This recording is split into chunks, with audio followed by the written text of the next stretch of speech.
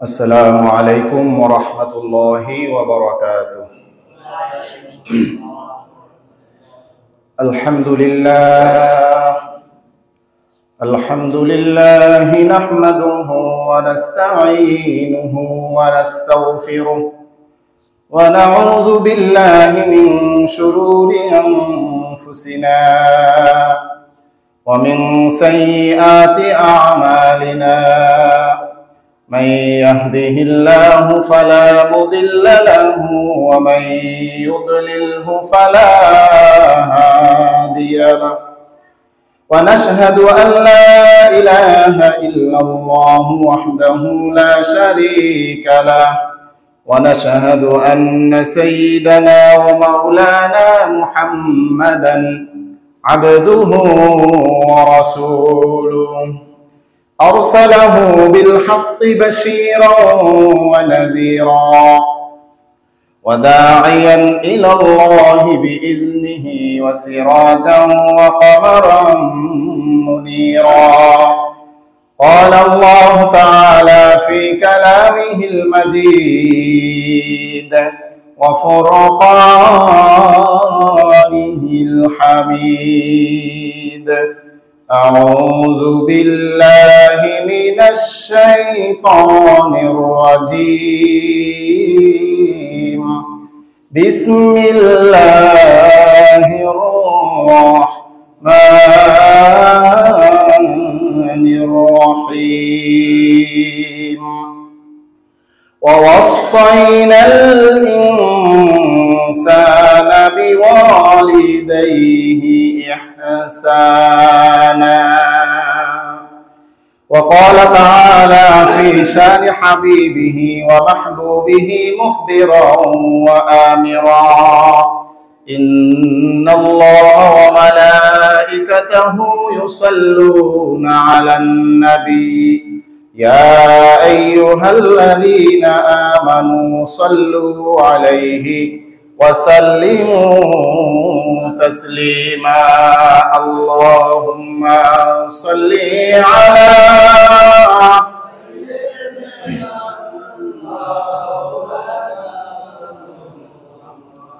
وعلى آل سيدنا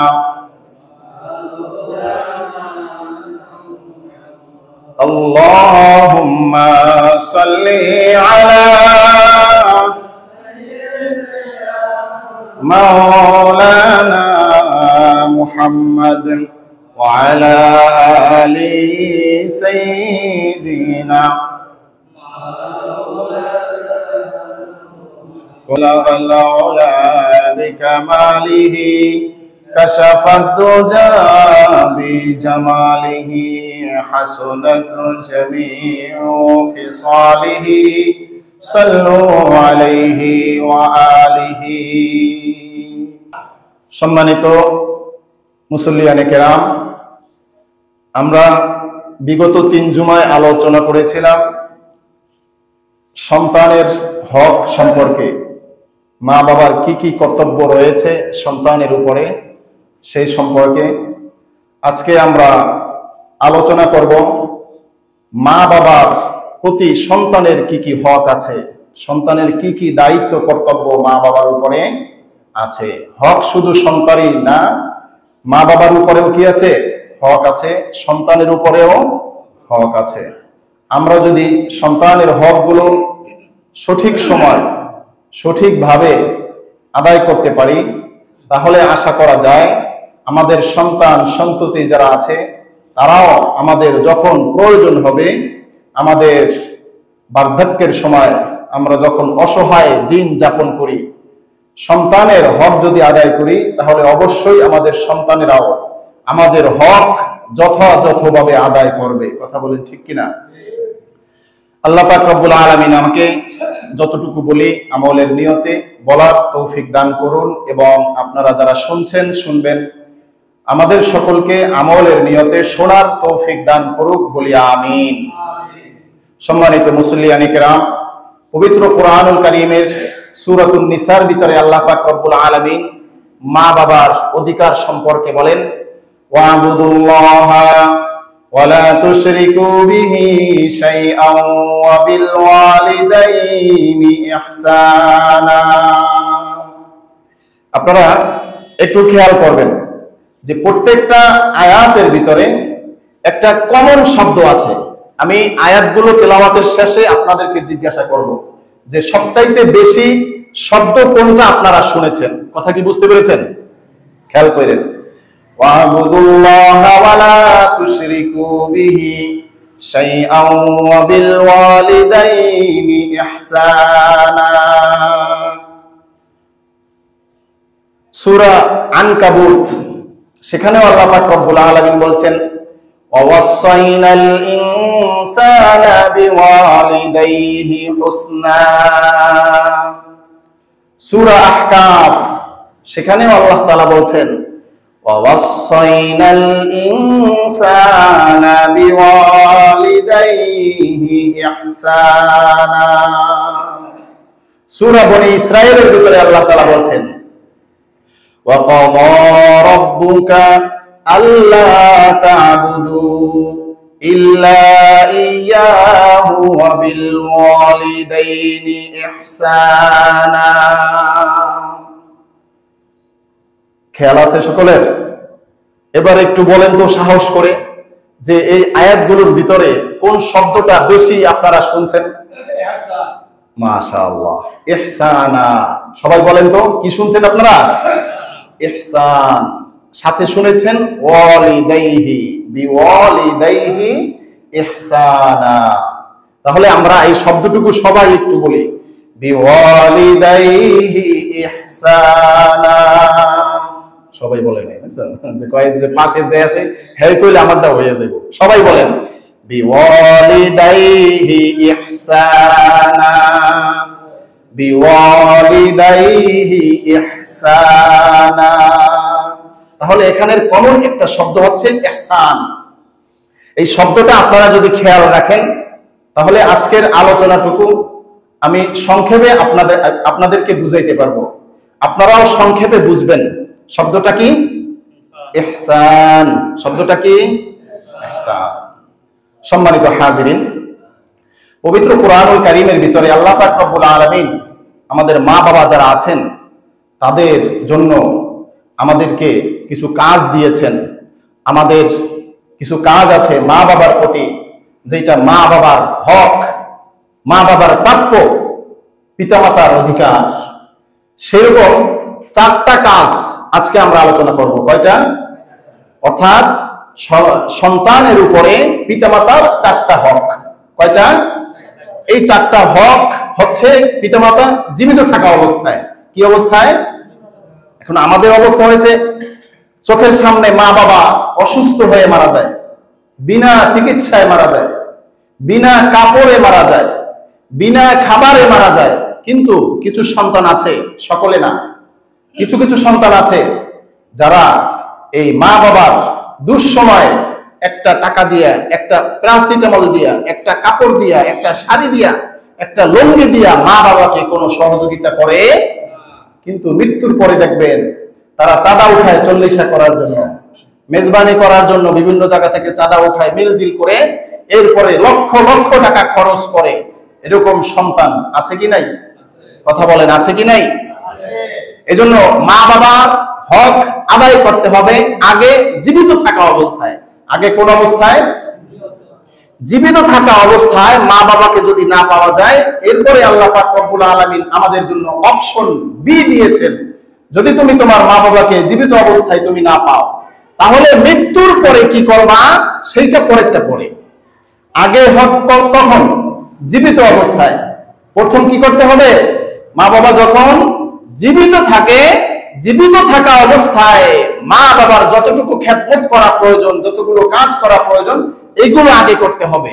এটা যদি কোনো ব্যক্তি করতে না পারে, মা বাবাকে না পায়, তাহলে অপশন বি, মৃত্যুর পরে মা বাবার জন্য যেটা করা সেইটা করা। তাহলে আজকে আমরা আলোচনা করব মা বাবার মৃত্যুর পরের নাকি আগের? মা বাবা জীবিত থাকা অবস্থায় যে কাজগুলো আমাদের উপরে আল্লাহ তাআলা বাধ্য করেছেন, ফরজ করেছেন, অবশ্য এবং আবশ্যক করেছেন, সেই সম্পর্কে আমরা আজকে আলোচনা করব।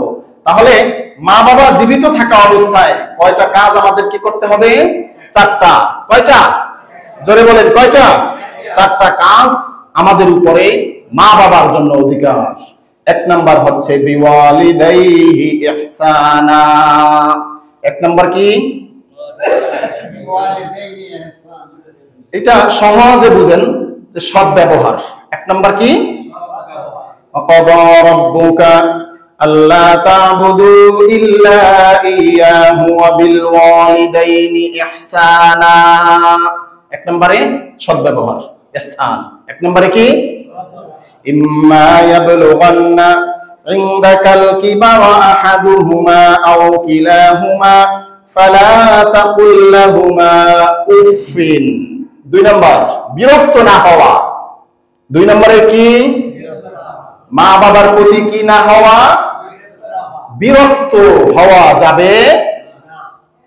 ওয়ালা তানহারহুমা, ধমক দেওয়া যাবে না। তিন নম্বরে কি? তিন নম্বরে কি? ধমক দেওয়া। ওয়াকুল লাহুমা কাওলান কারীমা। চার নম্বরে তাদের সাথে সম্মান সূচক কথা বলতে হবে। কি দিয়ে কথা বলতে হবে? সম্মান দিয়ে। মা বাবার সাথে সম্মানের সাথে, আদরের সাথে কথা বলতে হবে। এই চারটা অর্ডার আল্লাহ তাআলা সূরা বনী ইসরাঈলের ভিতরে দিয়েছেন। আরেকটা অর্ডার আল্লাহ তাআলা সূরা লোকমানে দিয়েছেন। ওয়াসাইনাল ইনসানা বিওয়ালিদাইহি হামালাতহু উম্মুহু ওয়াহনান আলা ওয়াহনিন ওয়া ফিসালুহু ফি আমাইনি আনিশকুরলি ওয়া লিওয়ালিদাইক। ৫ নাম্বার হচ্ছে মা বাবার প্রতি কৃতজ্ঞ হওয়া। কি হওয়া? কৃতজ্ঞ হওয়া। জিসান ভাই আপনি দাঁড়াইয়া এই বাতিটা একটু জ্বালাইয়া দেন। সুইচটা চিনেন? জানেন না? জানেন। এই বাতিটা একটু জ্বালাইয়া দেন। তাহলে মোটামুটি জীবিত থাকা অবস্থায় মা বাবার উপরে আমাদের কয়টা কাজ? মোট ৫টা। বনী ইসরাঈলে ৪টা, সূরা লোকমানে ১টা। এই মোট কয়টা? এইবার আবার আমরা বলি, এক নম্বরে কি? সৎ ব্যবহার। এক নম্বরে কি? জোরে বলেন। এক নম্বরে কি? সৎ ব্যবহার। দুই নম্বর বিরক্ত না হওয়া। দুই নম্বরে। তিন নম্বরে ধমক না দেওয়া। তিন নম্বরে কি?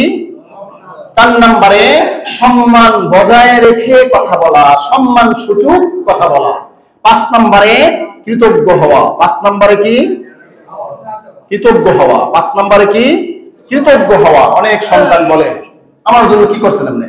বলে কি বলে না? কথা বলেন, বলে কি বলে না? যে তোমার জন্য বাবা করে নাই কি সেটা বলো। এজন্য কাজ কয়টা সন্তানের?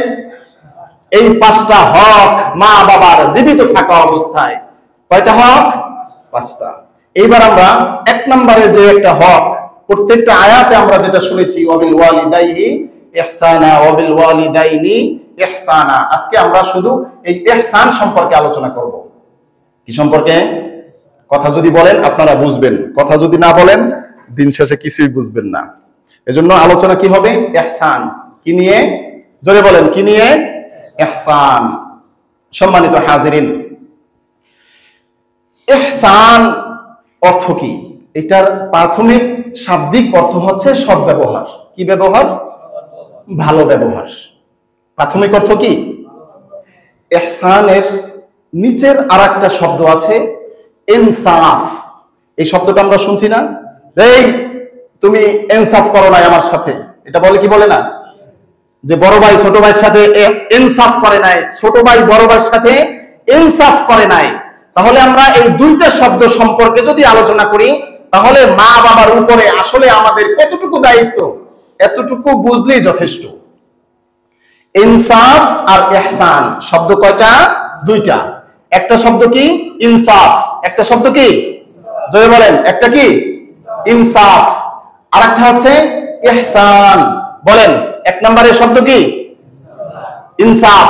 কয় না ইনসাফগার বাদশা বলে কিনা? আর দুই নাম্বার ইহসান। এবার আমরা আসি ইনসাফ কাকে বলে। ইনসাফের একটা প্রতিশব্দ আছে আদল। এটার নাম কি? আদল। আমরা অনেক জুমায়, আমি হয়তো বা একটা তেলাওয়াত কম করি, যতগুলো জুমার খুতবার বই আছে আমাদের দেশে, সবগুলো জুমার খুতবার শেষে বলে ইন্নাল্লাহা ইয়া'মুরু বিল আদলি ওয়াল ইহসানি ওয়া ইতা'i যিল কুরবা ওয়া ইয়ানহা আনিল ফাহশাই ওয়াল মুনকার ইয়া'iযুকুম লাআল্লাকুম তাযাক্কারুন ফাযকুরুনি আযকুরকুম ওয়াশকুরুলি ওয়ালা তাকফুরুন। এই আয়াতটা আমরা সবাই শুনছি না? এই আয়াতের ভিতরে আল্লাহ তাআলা আদল এবং ইহসানের কথা বলেছেন। তাহলে আমরা আদল এবং ইহসান, আদলের সাথে আমরা যদি ইনসাফকে যুক্ত করি, অর্থাৎ আদলকে সরিয়ে দিই, তাহলে আমাদের শব্দ দুইটা সুন্দর হয়। এই জন্য আমি ইনসাফ যুক্ত করেছি। কথা কি বুঝতে পেরেছেন? আদলে যেটা, ইনসাফও সেটা, কিন্তু ইহসান উপরে। ইহসান কি? কথা বুঝেন আপনারা? আদল আর ইনসাফ এক জিনিস। আদল আর ইনসাফ কি? আর ইহসান উপরের।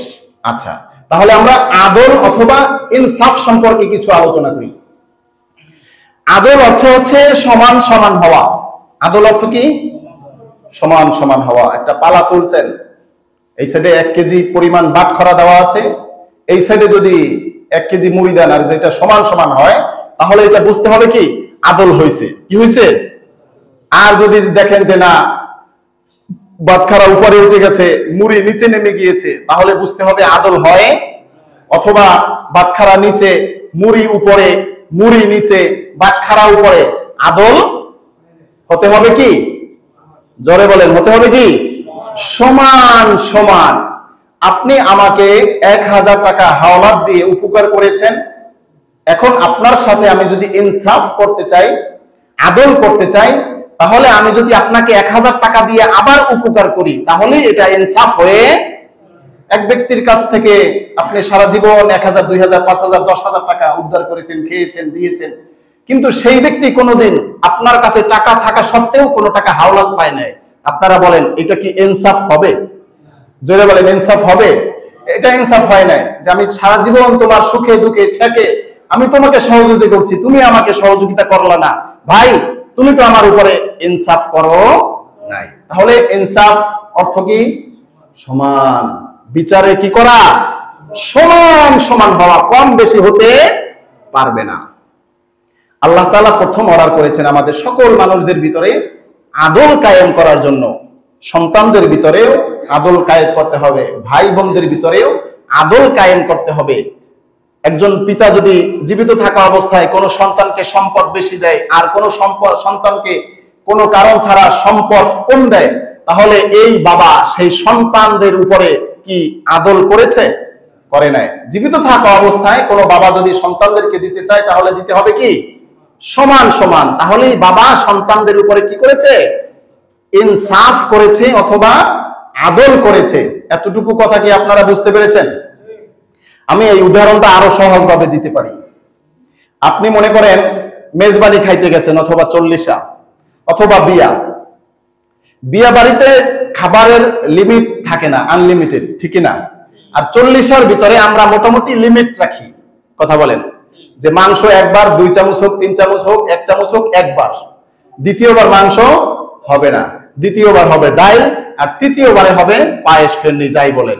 তাহলে এক ব্যক্তিকে একটা টেবিল ভাগ করে দিছে যে তুমি এই টেবিলের কি করো? খাদেম, তুমি এখানে খাবার পরিবেশন করো, তোমাকে 1 পেলা গোস্ত দিয়েছি আমি, এই 1 পেলা গোস্ত দিয়ে তুমি 10 জন অথবা 12 জন টেবিলে যারা বসছে আর 10 জন যারাই হোক, তাদেরকে তুমি সমানভাবে খাবারটা কি দিবা। এখন এই ব্যক্তি কাউকে ঠকায় নাই, 1 চামচ করে সকলকে দিয়েছে। কথা খেয়াল করেন, 1 চামচ করে 10 জন ব্যক্তিকে দেওয়ার পরে 1 টুকরা মাংস আছে। কথা খেয়াল করেন, এই 1 টুকরা মাংস যে ব্যক্তি সকলকে খাদেম দিয়েছে, খেদমতগার যিনি আছেন, সে যদি তার কোনো ওখানে মহব্বতের ব্যক্তি থাকে, অথবা ছোট একটা বাচ্চা থাকে, অথবা একজন মুরব্বী থাকে, তার প্লেটে এই মাত্র 1 টুকরা মাংস উঠাইয়া দেওয়ার ক্ষমতা রাখে কি রাখে না? কারণ সকলকে সমানভাবে দেওয়া হয়েছে। হয়েছে কি হয় নাই? কাউকে ঠকানো হয় নাই, কাউকে কি করা হয় নাই? কথা বলেন, কাউকে কি করা হয় নাই? ঠকানো হয় নাই। তবে কোন এক ব্যক্তিকে 1 টুকরা বেশি দিয়ে তাকে একটু বেশি দেওয়া হয়েছে।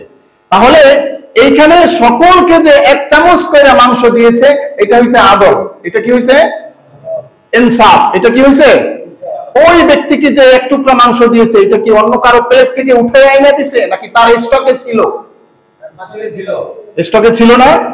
তাহলে সকলকে যে সমানভাবে এক চামচ মাংস দিয়েছে এটা হইছে আদল। এটা কি? ইনসাফ, সমান সমান। আর পরবর্তীতে এক চামচ ঝোল অথবা এক টুকরা মাংস যে মুরব্বীকে অথবা যে হুজুরকে যে অথবা যে বাচ্চাটাকে দিয়েছে, এইটা এই সন্তানের উপরে ইহসান করা হয়েছে। কি করা হয়েছে? বেশি ইনসাফের হওয়ার পরে, ইনসাফ আদায় হওয়ার পরে ওই ব্যক্তিকে যা দেওয়া হয় সেটা হয় ইহসান। আপনারা কি কথাটা বুঝতে পেরেছেন? তাহলে আল্লাহ পাক রব্বুল আলামিন মা বাবার প্রতি আমাদের যে একটা দায়িত্ব দিয়েছেন সেই কাজটা কি আদল নাকি ইহসান? জোরে বলেন। এটা কি সমান সমান নাকি সমান সমানের উপরে? কথা বলে না। মা বাবাকে যে কাজটা করতে হবে, মা বাবার সাথে যে ব্যবহারটা, মা বাবার যে চিকিৎসা, মা বাবার যে খরচ, মা বাবাকে যে খুশি করা, এটা কি সমান সমান অন্য সন্তানদের সাথে নাকি সবার উপরে? উপরে করতে হবে। এই জন্যই আল্লাহ তাআলা আদল শব্দটা ব্যবহার না করে মা বাবার ব্যাপারে আমাদেরকে শব্দ দিয়েছেন কি?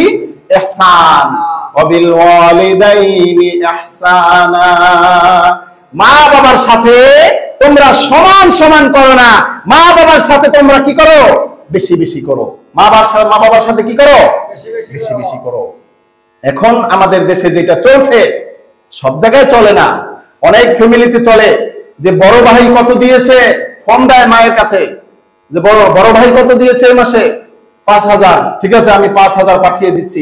অথচ সেই ছোট ছেলে ১০,০০০ টাকা দেওয়ার ক্ষমতা পরিপূর্ণ রাখে। এরকম ছেলে মেয়ে আছে কি নাই? তাহলে এই যে ছেলেটা ১০,০০০ টাকা দেওয়ার ক্ষমতা থাকা সত্ত্বেও ভাইয়ের সাথে রেষারেষি করে আদল করেছে মা বাবার সাথে, এটা জায়েজ হয় নাই।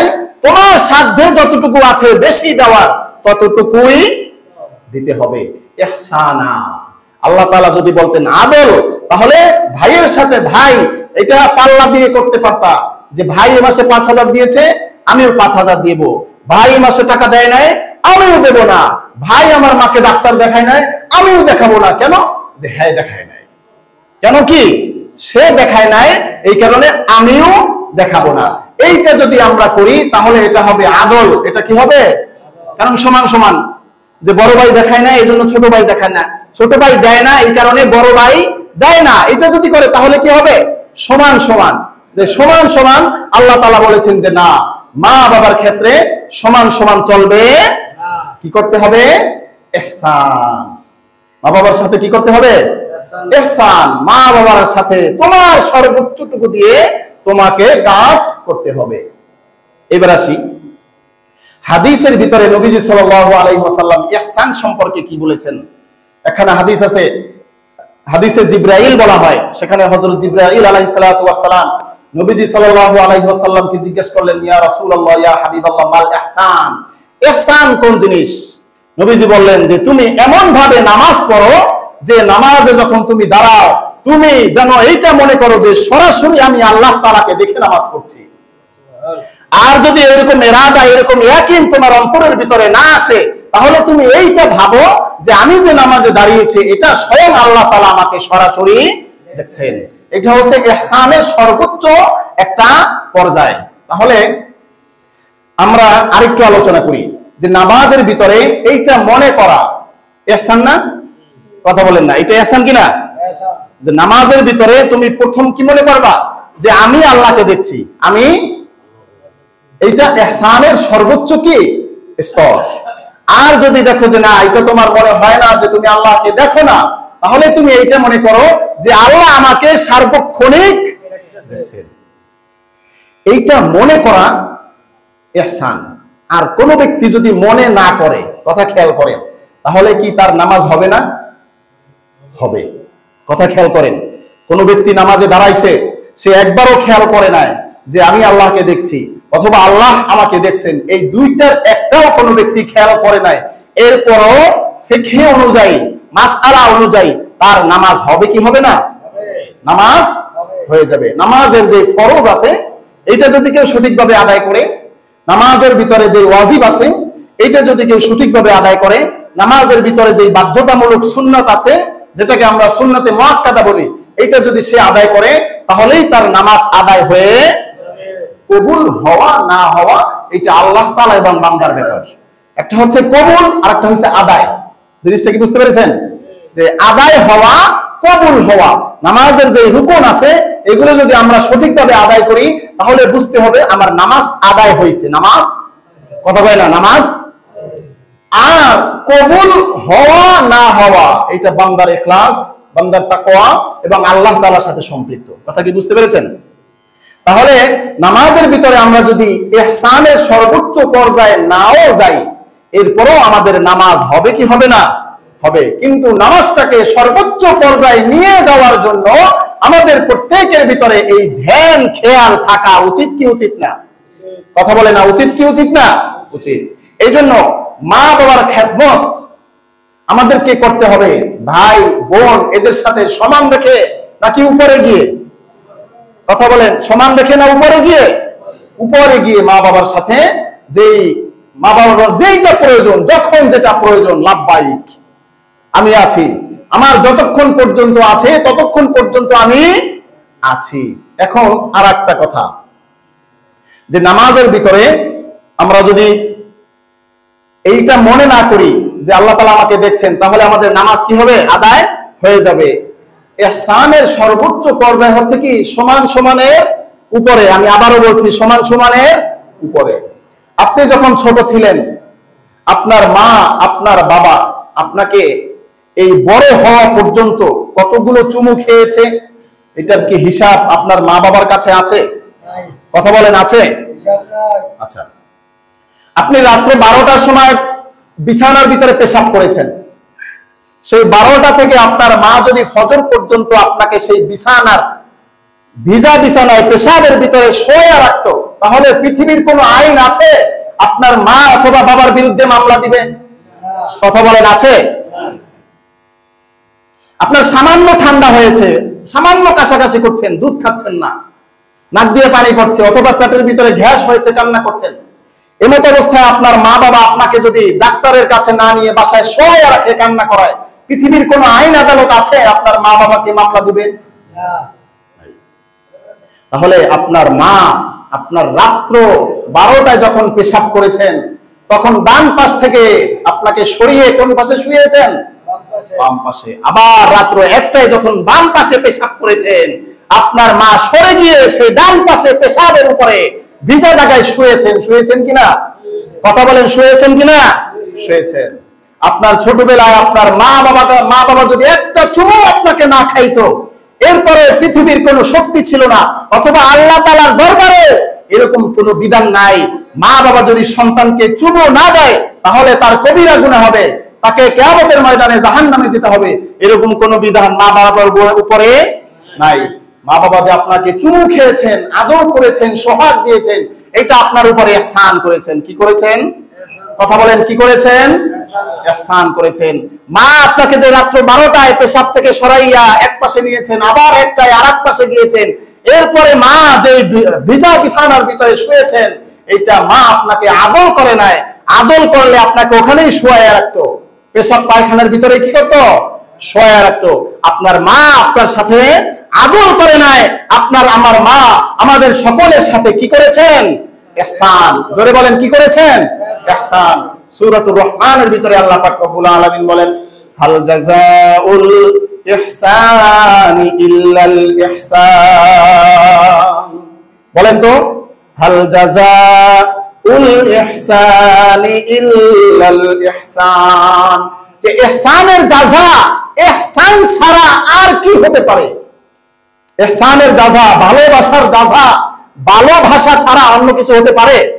কথা বলেন, ভালোবাসার জাযা, ভালোবাসার বিনিময়, ভালোবাসা ছাড়া দেওয়া সম্ভব না।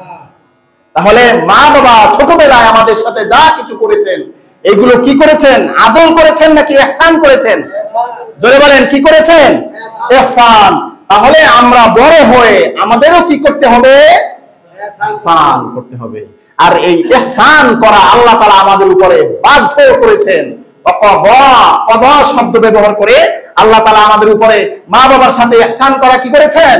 আবশ্যক করেছেন, ফরজ করেছেন, লিখে দিয়েছেন। অন্য আয়াতে আল্লাহ তাআলা বলেছেন ওয়াসা, এখানেও একই হুকুম। এজন্য মা বাবা যারা আছেন তাদের সাথে আমাদের ব্যবহার কি আদল না ইহসান?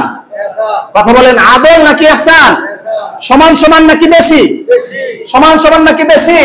বেশি। কিছু ছেলে আছে যখন বড় হয় সবগুলো সন্তানকে না দিয়ে এই একটা সন্তানের উপরে নির্ভর করে লক্ষ লক্ষ টাকা খরচ করে বিদেশ পাঠিয়ে দেয়। বাবার আশা কি থাকে?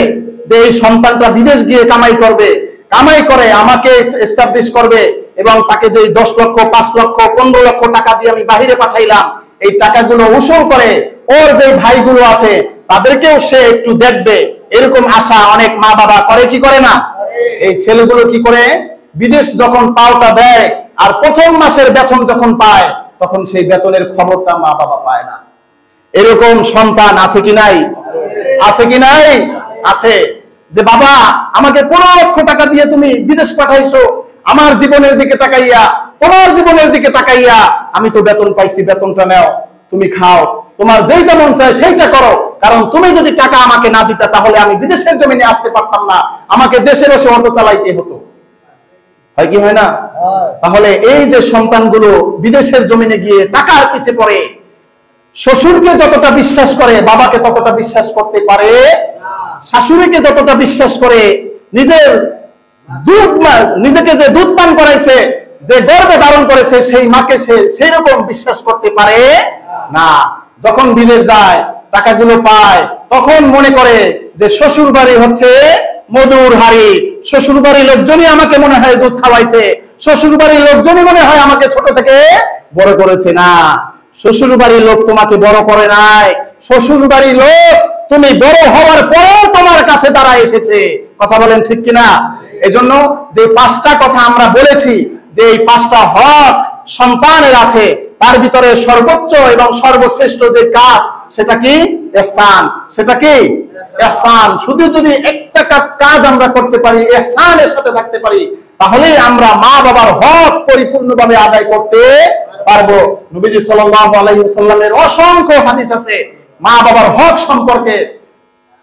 একটা হাদিস আছে রিদাল্লাহি ফি রিদাল ওয়ালিদি, যে বাবার সন্তুষ্টির ভিতরেই আল্লাহ তাআলার সন্তুষ্টি, এবং বাবা যদি অসন্তুষ্ট হয়ে যায় তাহলে আল্লাহ তাআলা অসন্তুষ্ট হয়ে যাবে। এবং অনেক হাদিস আছে, সেই হাদিসগুলো বলতে শুধু যদি বলে যাই তাতে অনেক সময় চলে যাবে।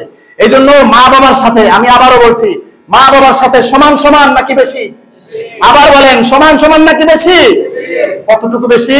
যতটুকু বেশি ছোটবেলায় আমার মা বাবা আমাকে দিয়েছেন, মা বাবা কত বেশি দিয়েছেন সেটা মা বাবাও জানে না, আমিও জানি না। এই জন্য আমার মা বাবাকে আমি কতটুকু দিব? যতক্ষণ পর্যন্ত আমার পকেট ভরা আছে, যতক্ষণ পর্যন্ত আমার কি আছে? পকেট ভরা আছে, যতক্ষণ পর্যন্ত আমার 2 হাত ভরা আছে, ততক্ষণ পর্যন্ত আমার মা বাবাকে আমি অবশ্যই দিব। পাশ থেকে আপনার স্ত্রী বলবে যে তোমার এই বড় ভাই হেদি দেয় নাই, তুমি কি লেগে দিবা? তাকে শুনিয়ে দিবেন ওয়াকাদা রাব্বুকা আল্লা তা'বুদু ইল্লা ইয়াহু ওয়া বিল ওয়ালিদাইনি ইহসানা।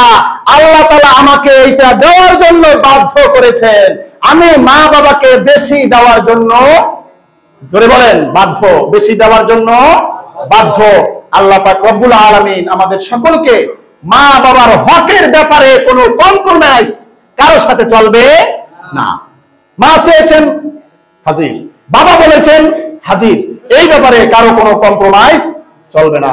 আল্লাহ তাআলা আমাদের সকলকে মা বাবার হকের ব্যাপারে সব সময় সব ক্ষেত্রে ইহসান বজায় রাখার তৌফিক দান করুক বলি আমিন। আরো জোরে বলি আমিন। ওয়া আখিরু দাওয়ানা আলহামদুলিল্লাহি রাব্বিল আলামিন।